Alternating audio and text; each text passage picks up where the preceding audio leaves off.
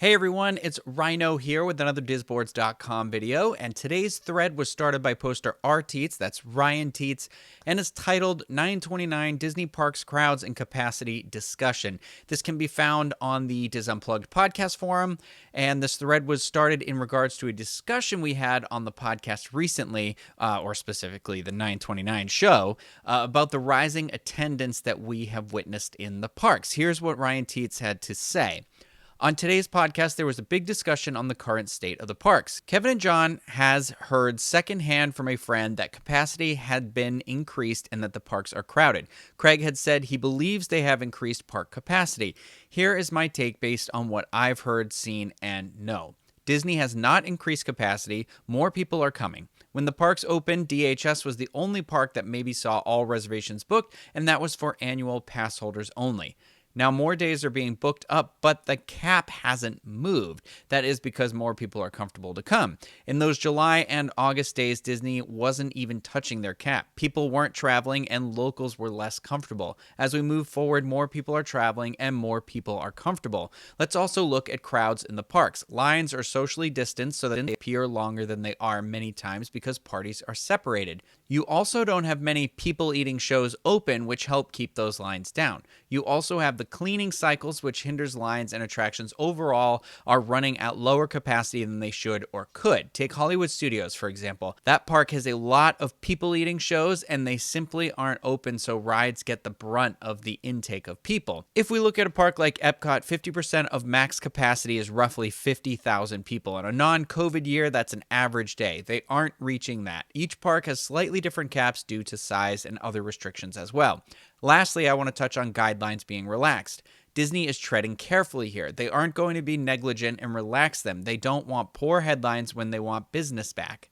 They also are dying to get Disneyland open. Moving too quickly and showing carelessness at WDW will only hurt them getting Disneyland open. They need to continue to show that WDW is operating safely in order to get California to move. No doubt California is looking at what theme parks across the country are doing before making decisions to open them in California. Now, in regards to the discussion taking place here in the thread, a lot of people seem to be getting caught up on the semantics as opposed to what we were actually saying during the discussion on that particular Tuesday show. So we, as individuals, do not know the exact capacity of the various theme parks. I mean, some of us might because we worked there for a while, but it really doesn't matter in this situation. So capacity and attendance are two different things. And a poster in this thread, King of Glow, pointed that out as well. So if Disney says they're keeping their parks at 30% capacity, the regular person going there doesn't actually know what that means. It's just a number, and it makes it sound like it's 70% less busy than normal because it said only 30% of the people that could go are going. No, these parks really never meet their capacity. I mean, maybe Epcot at the 4th of July or Magic Kingdom at Christmas time, but even then it goes to phased entrances, which means it eliminates annual pass holders from going in, and then it's people who haven't bought tickets yet, and then it's resort guests. So they're still able to get more people in here.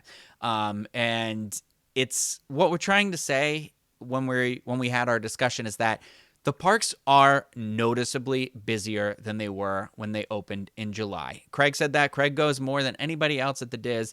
And in the time that I've been going, I need to tell you that last week was the busiest I have seen it. It felt like a normal day in the two parks that I went to.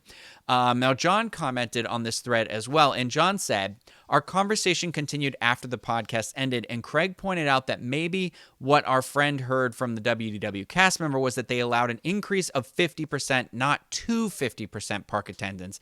I think that makes more sense and is a big difference. In retrospect, I don't think that WDW was allowing anywhere near the maximum number of guests allowed under the state's Phase 2 reopening. I think and have heard that they were way under that number. Increasing by 50% would still allow them to be within those guidelines and where they feel comfortable attendance-wise. I trust my source, and others on the panel agreed that park attendance is up. My issue is not with allowing more guests as long as they are doing it in a safe way. What concerns me is if cast members are not being told about the increase and or the staffing isn't in place to handle the crowds, it's going to have negative consequences in a multitude of ways. No one wants Disney to succeed at their reopening more than I do, but I am more concerned that people are safe. I am most worried about anyone getting sick or worse from visiting a Disney theme park, partly from a business aspect, but more so from a personal and a human aspect. And I have to say that as well. It's not necessarily about how many people can get in there. It's how can they do it safely. And I have honestly never seen an Incredible crew cast member in the times that I've gone to the park. I have heard regular costumed cast members say to guests, please wear the mask this way, the mask goes over the nose, whatever, all of that stuff. But if that's just relying on the regular cast members to do this, they can get overwhelmed pretty quickly. So let's see what other posters have to say. Jeremy Wolf 81 wrote, I don't know. This is not the first I've heard of this exact same thing in the past week or two. I've heard it from a couple of other sources that were in the parks and I know have no connection to the Diz crew too. Crowds are definitely above the cap that they had in place. The other thing was the people I know were not particularly impressed because they didn't see much of any disinfecting, enforcing social distancing, etc. like Disney has promised. They said Universal was handling things much better. Again, this is all about people's perception and what they hear and see from their own people they know or their own personal firsthand experiences. Brett Wyman said, we were there last week for 8 days. I'm not sure if they quietly increased capacity or more people are coming or both, but it certainly felt too crowded to be safe to us. I think Disney is doing all they can to keep folks safe, but people are people, and there are a lot who break the rules in various ways, too many for Disney to manage. From a business perspective, though, it's clear a lot of people feel very safe, and that's good for the park's continued recovery, so we are on board. We just won't be visiting right now. My only critique would be to open up more restaurants, attractions, etc. to better space out the guests, which they seem to be doing in some areas with Frozen Sing-Along reopening. Obviously, there were staffing issues at play there, though. I also want to take a moment to talk about a post that got a little bit under my skin, and I know it shouldn't, but it did. So Mr. Knight wrote, in all honesty and with all due respect to the Diz team, I feel that this topic and this discussion on this show was incredibly speculative and uncalled for. This is nothing more than speculation, as at no point in time has Disney ever officially disclosed that capacity has been increased in any shape or form, nor has Disney ever released any such information regarding these type of internal decision. Why is the Diz team spreading misinformation and rumors? A member of the Diz team walking around a park and reporting back on how they feel is in no shape or form any type of confirmation that the park capacity has been increased or modified in any way. I strongly encourage the Diz team to be reminded that the Diz Unplugged podcast have listeners from all over the world, many of which utilize this information to make decisions on their travel plans, and in many cases are even customers of Dreams Unlimited Travel.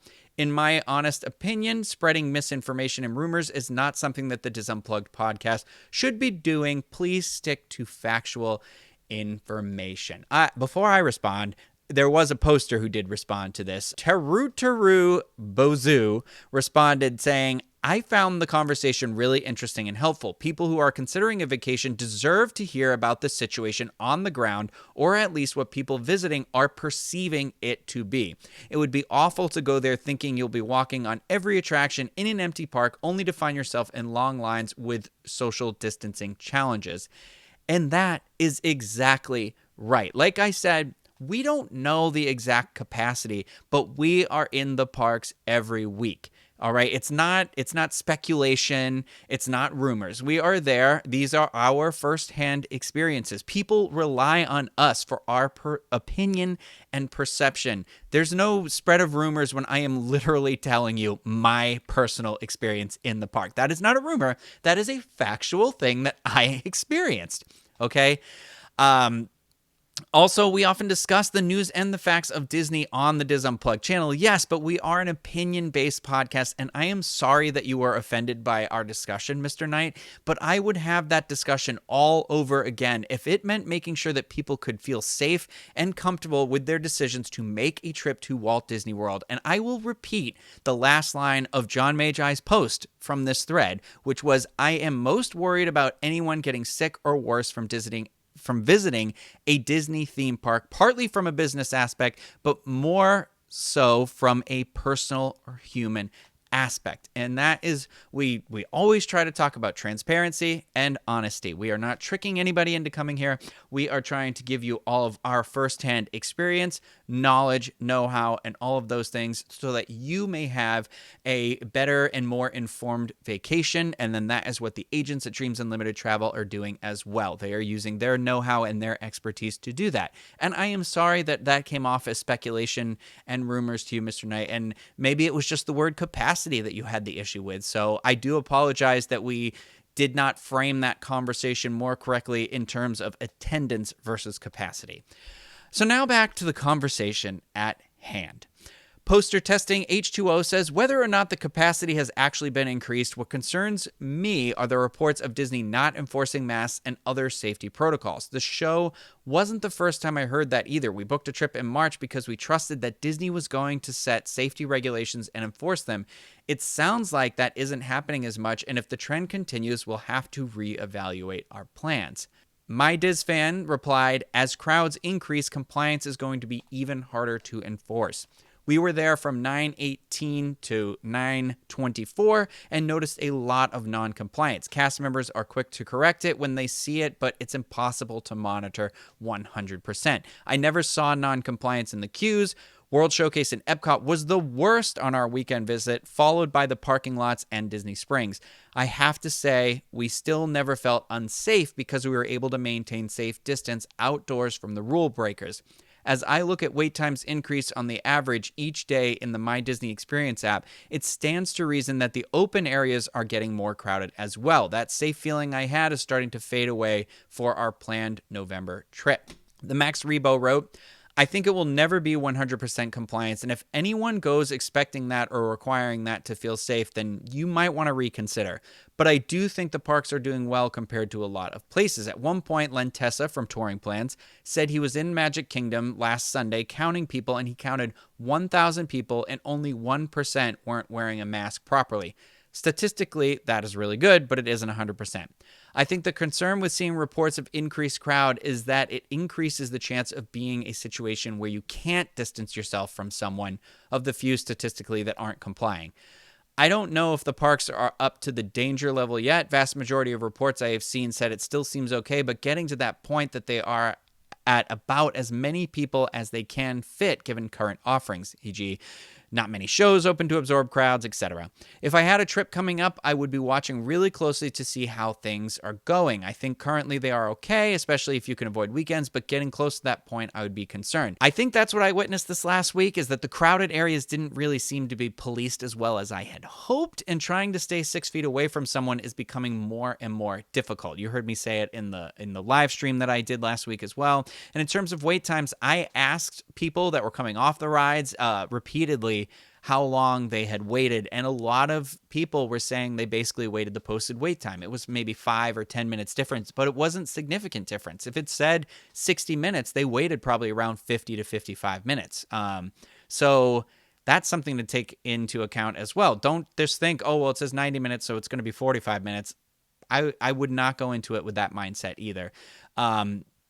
But again, I don't know if it's true everywhere in all the parks all the time, but that's just something that I was asking with my last 2 trips there. Is I was asking people, how long did you wait for that? How long did you wait for that? How long did you wait for that? To match up to see what it accounted for in terms of the wait time that was posted. So that is all I have to highlight from this thread. And if you want to get involved in that conversation or one of the many other conversations that are happening right now, you can head over to DISboards.com. It's a great resource to help you plan your next Walt Disney World vacation. And when you are thinking of taking that next Walt Disney World vacation, I would ask that you consider using the agents over at Dreams Unlimited Travel to help you get started. It will cost you nothing extra on your vacation, and you help support the show. And again, they are experts and they are on top of all of this stuff. So a great resource for you for planning your vacation. And if you like this video, be sure to hit the thumbs up button, subscribe to the channel, but for tons of more Disney Parks content. But that is going to do it for me. I hope you all have a great day, everyone. Bye.